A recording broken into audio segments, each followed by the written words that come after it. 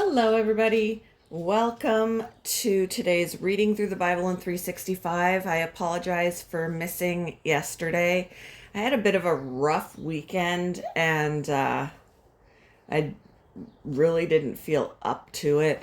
But really, that should have been why I did it. I should have done it even more for that reason, but I'm back. um, So today we are focusing on Exodus chapter 4, 5, and 6, and Matthew chapter 14, verses 22 to 36. And we're going to get started in Exodus with chapter 4. But Moses protested again. What if they won't believe me or listen to me? What if they say the Lord never appeared to you? Then the Lord asked him, What is that in your hand? A shepherd's staff, he replied. Throw it down on the ground, the Lord told him. So Moses threw down the staff and it turned into a snake. Moses jumped back. Then the Lord told him, Reach out and grab its tail. So Moses reached out and grabbed it, and it turned back into a shepherd's staff in his hand. Perform this sign, the Lord told him. Then they will believe that the Lord, the God of their ancestors, the God of Abraham, the God of Isaac, and the God of Jacob, really has appeared to you. Then the Lord said to Moses, Now, put your hand inside your cloak. So Moses put his hand inside his cloak, and when he took it out again, his hand was white as snow with a severe skin disease. Now, put your hand back into your cloak, the Lord said. So Moses put his hand back in, and when he took it out again, it was as healthy as the rest of his body. The Lord said to Moses, If they do not believe you and are not convinced by the first miraculous sign, they will be convinced by the second sign. And if they don't believe you or listen to you, even after these two signs, then take some water from the Nile River and pour it out on the dry ground.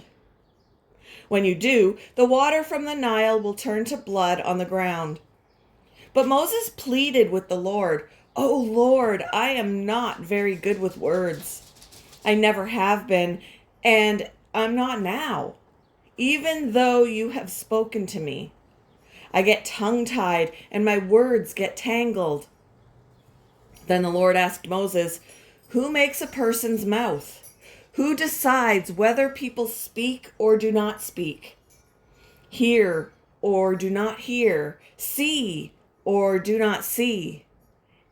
Is it not I, the Lord? Now go. I will be with you as you speak, and I will instruct you in what to say. But Moses again pleaded, Lord, please send anyone else. Then the Lord became angry with Moses. All right, he said, what about your brother, Aaron the Levite?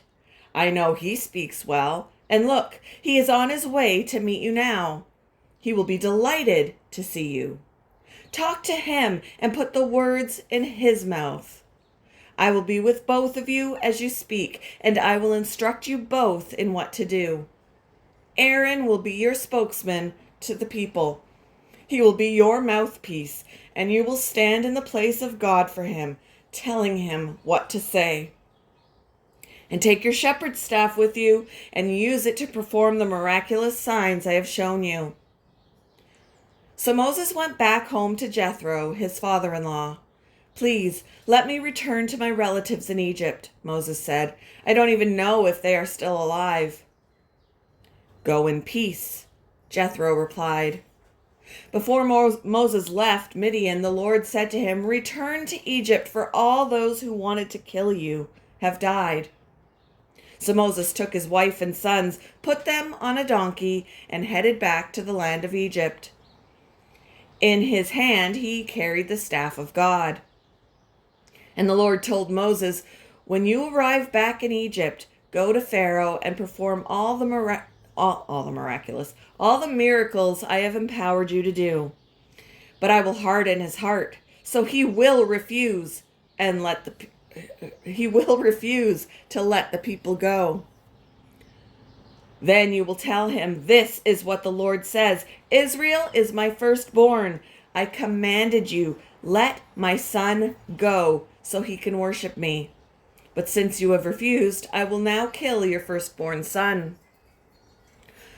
On the way to Egypt, at a place where Moses and his family had stopped for the night, the Lord confronted him and was about to kill him. But Moses' wife, Zipporah, took a flint knife and circumcised her son. She touched his feet with the foreskin and said, now you are a bridegroom of blood to me. When she said a bridegroom of blood, she was referring to the circumcision. After that, the Lord left him alone. Now the Lord had said to Aaron, go out into the wilderness to meet Moses. So Aaron went and met Moses at the mountain of God, and he embraced him. Moses then told Aaron everything the Lord had commanded him to say, and he told him about the miraculous signs the Lord had commanded him to perform. Then Moses and Aaron returned to Egypt and called all the elders of Israel together. Aaron told them everything the Lord had told Moses, and Moses performed the miraculous signs as they watched. Then the people of Israel were convinced that the Lord had sent Moses and Aaron. When they heard that the Lord was concerned about them and had seen their misery, they bowed down and worshipped. Chapter 5. After this presentation to Israel's leaders, Moses and Aaron went and spoke to Pharaoh. They told him, this is what the Lord, the God of Israel, says. Let my people go so they may hold a festival in my honor in the wilderness. Is that so? Retorted Pharaoh. And who is the Lord? Why should I listen to him and let Israel go? I don't know the Lord, and I will not let Israel go. But Aaron and Moses persisted. The God of the Hebrews has met with us, they declared. So let us take a 3-day journey into the wilderness so we can offer sacrifices to the Lord our God. If we don't, he will kill us with a plague or with the sword. Pharaoh replied, Moses and Aaron, why are you distracting the people from their tasks? Get back to work. Look, there are many of your people in the land, and you are stopping them from their work. That same day, Pharaoh sent this order to the Egyptian slave drivers and the Israelite foremen. Do not supply any more straw for making bricks. Make the people get it themselves, but still require them to make the same number of bricks as before. Don't reduce the quota. They are lazy. That's why they are crying out, let us go and offer sacrifices to our God. Load them down with more work. Make them sweat. That will teach them to listen to lies. So the slave drivers and foremen went out and told the people, this is what Pharaoh says. I will not provide any more straw for you. Go and get it yourselves. Find it wherever you can, but you must produce just as many bricks as before. So the people scattered throughout the land of Egypt in search of stubble to use as straw. Meanwhile, the Egyptian slave drivers continued to push hard. Meet your daily quota of bricks just as you did when we provided you with straw, they demanded. Then they whipped the Israelite foremen they had put in charge of the work crews. Why haven't you met your quotas either yesterday or today? They demanded. So the Israelite foreman went to Pharaoh and pleaded with him. Please don't treat your servants like this, they begged. We are given no straw, but the slave drivers still demand make bricks. We are being beaten, but it isn't our fault. Your own people are to blame. But Pharaoh shouted, you're just lazy. Lazy. That's why you're saying, let us go and offer sacrifices to the Lord. Now get back to work. No straw will be given to you, but you must still produce the full quota of bricks. The Israelite foremen could see that they were in serious trouble when they were told, you must not reduce the number of bricks you make each day. As they left Pharaoh's court, they confronted Moses and Aaron, who were waiting outside for them. The foreman said to them, "May the Lord judge and punish you for making us stink before Pharaoh and his officials. You have put a sword into their hands, an excuse to kill us." Then Moses went back to the Lord and protested, "Why have you brought all this trouble on your own people, Lord? Why did you send me? Ever since I came to Pharaoh as your spokesman, he has been even more brutal to your people, and you have done nothing to rescue them." Chapter 6. Then the Lord told Moses, "Now you will see what I will do to Pharaoh. When he feels the force of my strong hand, he will let the people go. In fact, he will force them to leave his land." And God said to Moses, "I am Yahweh, the Lord. I appeared to Abraham, to Isaac, and to Jacob as El Shaddai, God Almighty. But I did not reveal my name, Yahweh, to them. And I reaffirmed my covenant with them. Under its terms, I promised to give them the land of Canaan, where they were living as foreigners. You can be sure that I have heard the groans of the people of Israel, who are now slaves to the Egyptians, and I am well aware of my covenant with them. Therefore say to the people of Israel, I am the Lord. I will free you from your oppression and will rescue you from your slavery in Egypt. I will redeem you with a powerful arm and great acts of judgment. I will claim you as my own people, and I will be your God. Then you will know that I am the Lord your God, who has freed you from your oppression in Egypt. I will bring you into the land I swore to give to Abraham, Isaac, and Jacob. I will give it to you as your very own possession. I am the Lord. So Moses told the people of Israel what the Lord had said, but they refused to listen anymore. They had become discouraged. They had become too discouraged by the brutality of their slavery. Then the Lord said to Moses, "Go back to Pharaoh, the king of Egypt, and tell him to let the people of Israel leave his country." "But Lord," Moses objected, "my own people won't listen to me anymore. How can I expect Pharaoh to listen?" Excuse me. "I'm such a clumsy speaker." But the Lord spoke to Moses and Aaron and gave them orders for the Israelites and for Pharaoh, the king of Egypt.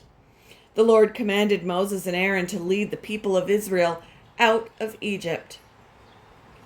These are the ancestors of some of the clans of Israel.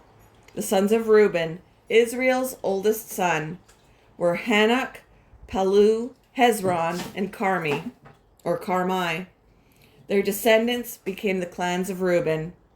The sons of Simeon were Jemuel, Jamin, Ohad, Jachin, Zohar, and Shaul. Shaul's mother was a Canaanite woman. Their descendants became the clans of Simeon. These are the descendants of Levi, as listed in their family records. The sons of Levi were Gershon, Kohath, and Merari. Levi lived to be 137 years old.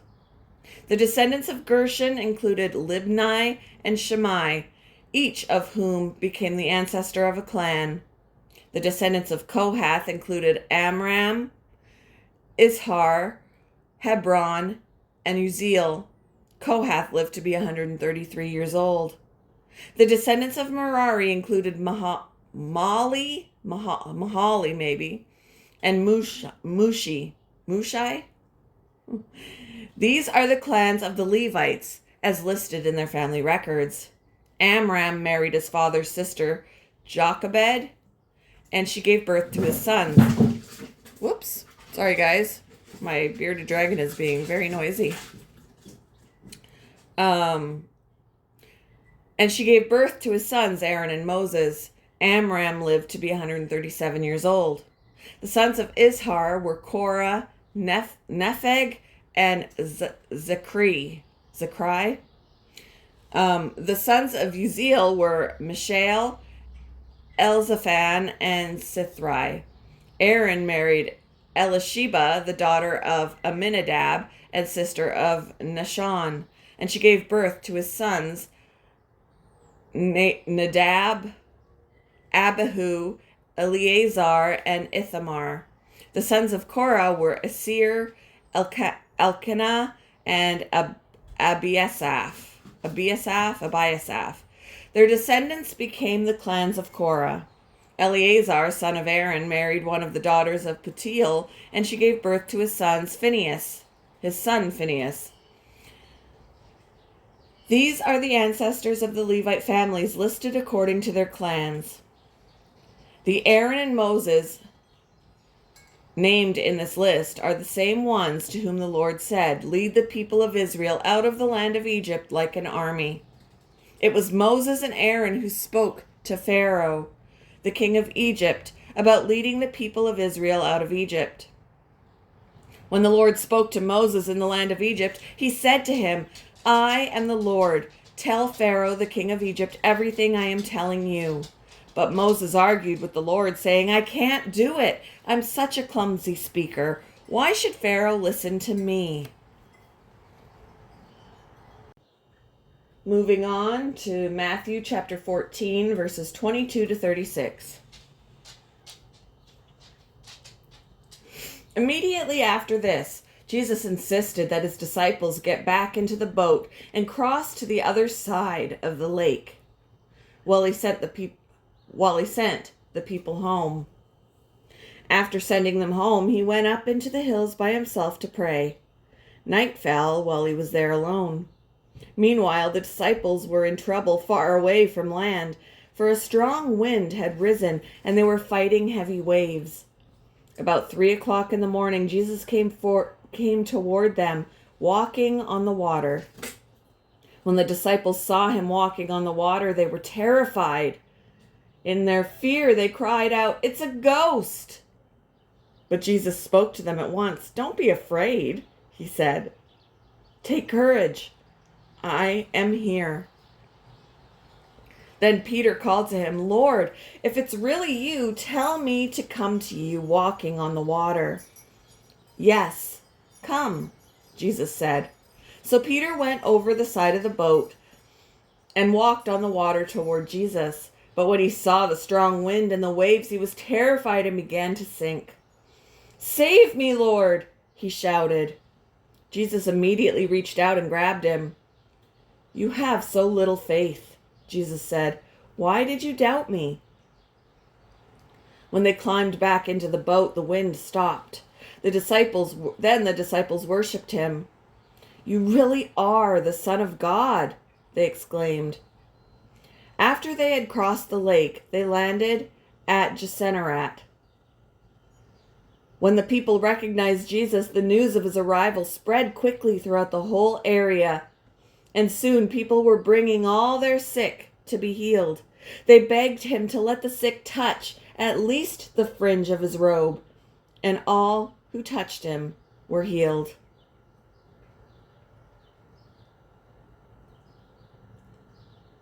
Thank you for joining me for today's reading through the Bible in 365. I hope you all have a wonderful Tuesday, and I will see you in the next one, guys.